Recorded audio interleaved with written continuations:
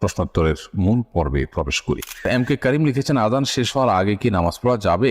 আজান শেষ হওয়ার আগে আপনি নামাজ পড়তে পারেন, তবে আজান যখন শুরু হয়ে যায় তখন আজানের জবাব দেওয়াতে মগ্ন হওয়া উচিত, যেন আজানের জবাব দিয়ে শেষ করে তারপর আপনি নামাজ পড়তে পারেন, সেটা বেশি উত্তম। তবে আজান চলাকালীন সময় যদি আপনি নামাজ শুরু করে দেন তাতে নামাজ হয়ে যাবে, কারণ আজানের জবাব দেওয়াটা ফরজ কিংবা ওয়াজিব নয়। জুবেল আহমদ আপনি লিখেছেন, আমার বাবার কবরের উপর কয়েকটি কবর হয়েছে, আমি কি সেই কবর জিয়ারত করতে পারবো? অবশ্যই আপনি করতে পারবেন। একই কবরে অনেক লোক দাফন হয়েছে, সবাই ধ্বংসাবশেষ সেখানে আছে, বা সবাই লাশ সেখানে মাটি বা গলিত অবস্থায় আছে, কোনো অসুবিধা নেই, আপনি সেখানে জিয়ারত করবেন।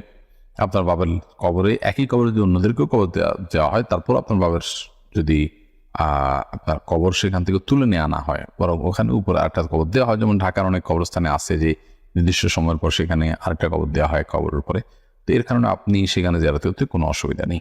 ইয়াসিন আরাফাত লিখেছেন, মানসিক অসুস্থতা থেকে নিজেকে কিভাবে রক্ষা করা যায়? মানসিক অসুস্থতা থেকে রক্ষা পাওয়ার জন্য প্রথমত কোরআনকে সময় দেওয়া দরকার ডিপ্রেশন দূর করবার জন্য। সেই সাথে নবী সাল্লাল্লাহু আলাইহি ওয়াসাল্লাম যে দোয়াগুলো পড়তেন পেরেশানি মুক্ত হওয়ার জন্য, সেগুলো আমরা পাঠ করতে পারি। আল্লাহুম্মা ইন্নী আউযু বিকা মিনাল হাম্মি ওয়াল হাযান, আল্লাহ আপনার কাছে আমি চিন্তা, টেনশন, পেরেশানি থেকে মুক্তি চাই।